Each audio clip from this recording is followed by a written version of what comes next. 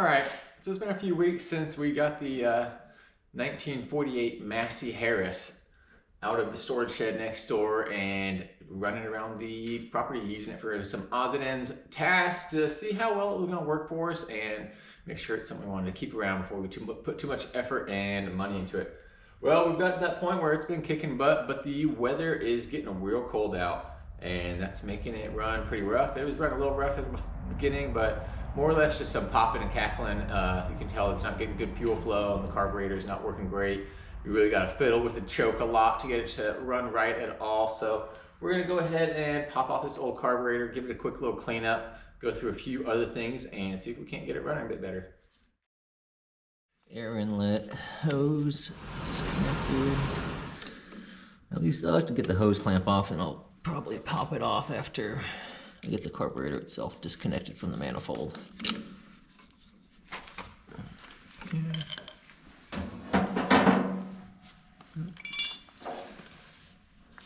We've got these two little cotter pins on the back holding on the choke. And the throttle itself, always a little bit of a trick to get them off.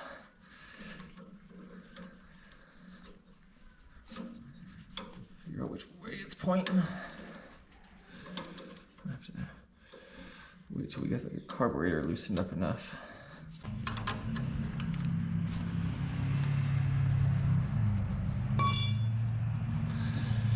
The nuts loosened up. They're nice, easy carburetors to get to and work on. Really not a whole lot to them.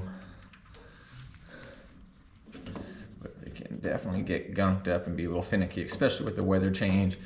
It's pretty typical to have to do some carburetor adjustments come spring, summer, fall, winter, as the weather and humidity and everything is changing. But this one needs a little bit more than just seasonal adjustments. Looking like we might have to. There we go.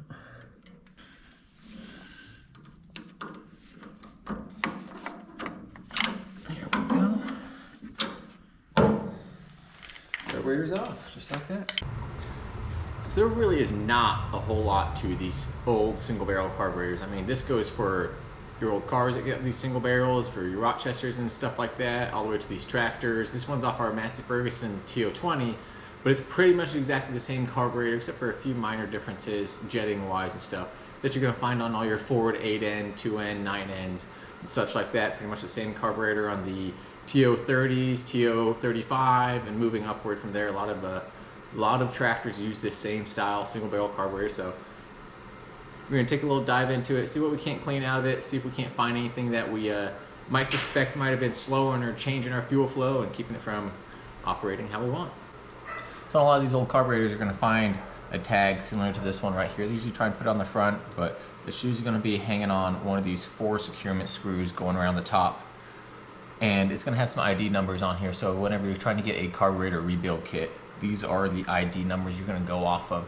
Because like I said, a lot of these carburetors were used across manufacturers and stuff like that, so just saying what kind of tractor you have doesn't necessarily guarantee that you're gonna know what carburetor you have, depending on the horsepower, the options, and everything else that came along with that tractor. So keeping this ID tag and putting it back on the carburetor when you're done is a super important step to do. Also, I should mention before I get into this, I did not buy a rebuild kit for this. I have a few oddball spare carb kit parts around here that I might use if I need to, but really I'm trying to just dive into it and see if I can't clean everything out, just because there's not a whole lot of parts that you would replace on this, though there is some, but hopefully I can just clean it out and we'll kind of move on from there. I always recommend getting a nice big flathead screwdriver for these top screws, because they can be on there really tight and gunked, and last thing you want to be doing is stripping them out using too small of a slotted screwdriver. So getting a nice big slotted screwdriver is a super helpful, take care of it so that it can be rebuilt and gone through time and time again as it goes through its life. And pay attention to a little bit of extra gas in there. Pay attention, you can see right here how this screw is going to be a little bit longer than that one. So when you're going ahead and putting it back together, make sure you are putting the screws back in their appropriate location. because this is soft cast metal, so if you over tighten or run something down to the bottom or something like that, you can easily crack this metal. So definitely want to be fragile with it, snug but not over tightened.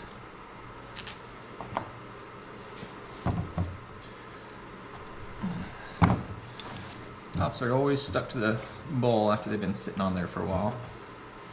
We're gonna have a little extra gas in there because I did not drain it out the bottom. I should have drained it out the bottom at the beginning, but we're gonna be careful taking this off because there's gonna be this long needle right here, adjustment needle going down into a slot, and we do not want to bend it. So we're gonna slowly take it off, and careful paying attention to our gasket too as well. So you can make sure that everything comes off nice and smooth and easy. There you can see that long needle that was coming down in. Some extra funky gas going on in there. So we're gonna go dump that out and keep on moving. You can see down in there in that carburetor how gunked up it is. Keeping the gas nice and filthy. All that crud will move through the carburetor and clog up all the small little orifices that are in there. So getting it all cleaned up nice and right is a super important step. Go over really quick too here. You can see these are the floats.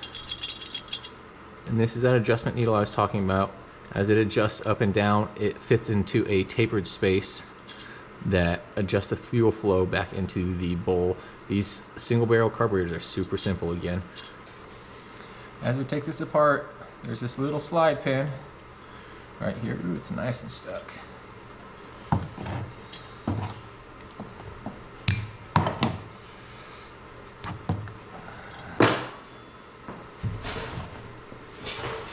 Pin is stuck.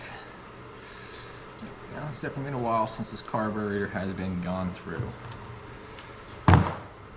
This comes out and it will reveal right here this little float stop that will fall right out. You need to be extra careful with this. This little neoprene tip on the end is fragile and it helps adjust the fuel flow. As this goes up, and pushes this pin up into the carburetor, up into the bottom of the carburetor, it lets it know that the bowl is full of gas, what you have the float set at, and will stop letting fuel flow into your carburetor.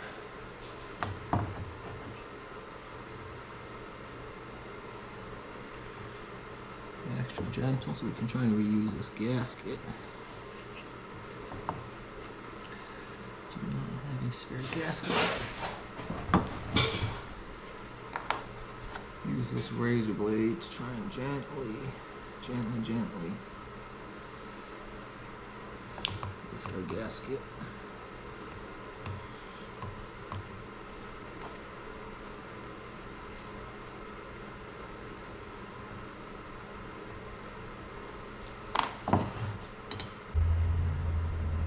This gasket's pretty fitted around some of these surfaces too, so that does not make it any easier to try and do this. Again, the appropriate thing to do would be to get a new gasket, new part build kit, but again, I am being extremely cheap here. So we'll see if we're even able to get it back together right.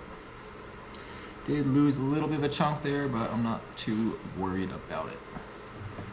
I like to set things back down the way I've taken them off. Helps me keep track of everything as I go through carburetors I've never used before.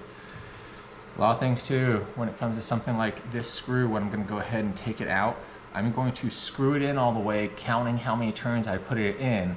That way I know how many turns to back it out when I reinstall it all back together. So it's in right there.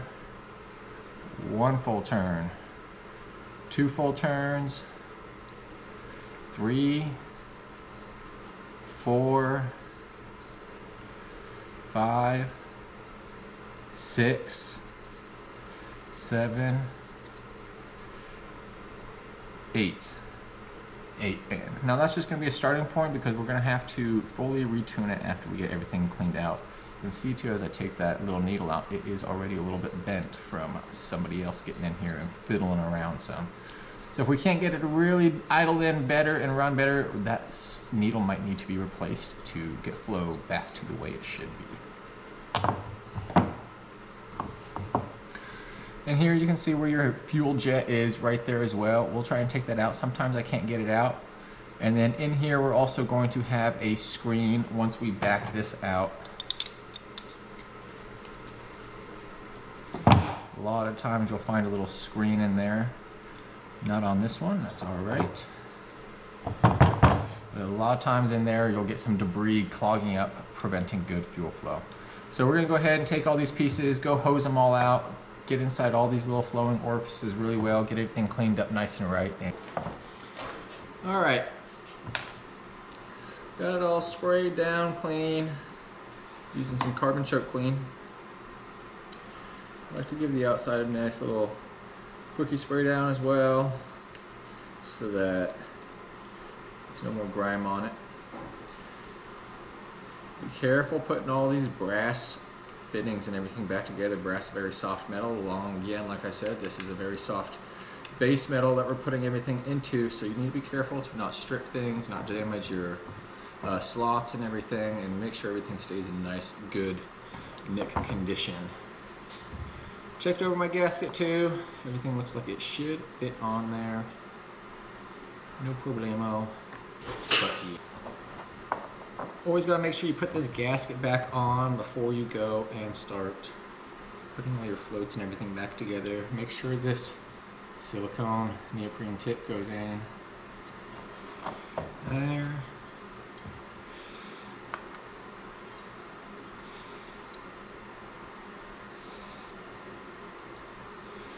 See how tough this pin is to get back in with how hard it was to get out.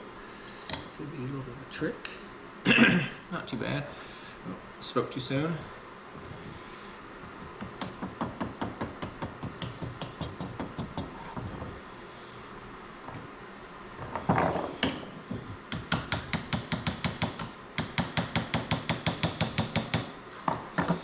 Important to try and get that centered up as much as possible, since it does fit into a space within here. So, got that there. That's on, that's everything for the inside. Oh, wait, almost did forget. It's a little funky, fancy little air horn that these things use. There we go. There we go. Fiddled around, figured it out. Okay. All that's back the way we want it. Stick that back on there like that.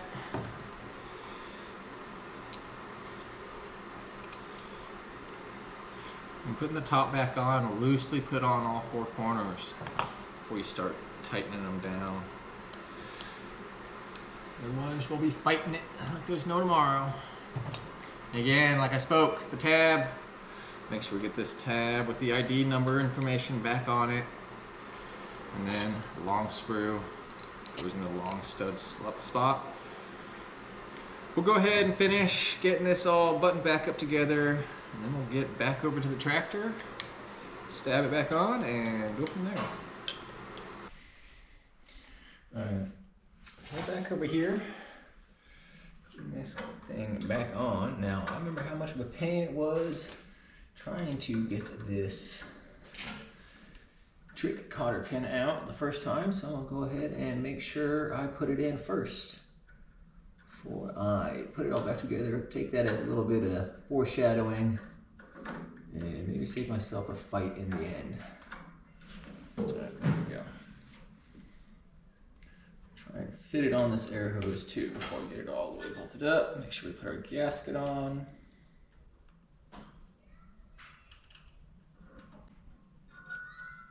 And there we go. Get it secured up on there. Get our choke cable hooked back up. We'll get our fuel lines all back on. Tightened up. Probably come back on out here tomorrow. It's starting to cool down, get it nice and chilly. Come back out here tomorrow morning. Get it fired up and go about tuning this thing. Anyways, I hope you all have a great evening. Don't forget, ain't nothing to be scared of. Just get out there, give this a shot. They're all super easy. I've done dozens and dozens of carburetors over the years on all kinds of different stuff. So just give it a shot. Nothing to it. Have a good one.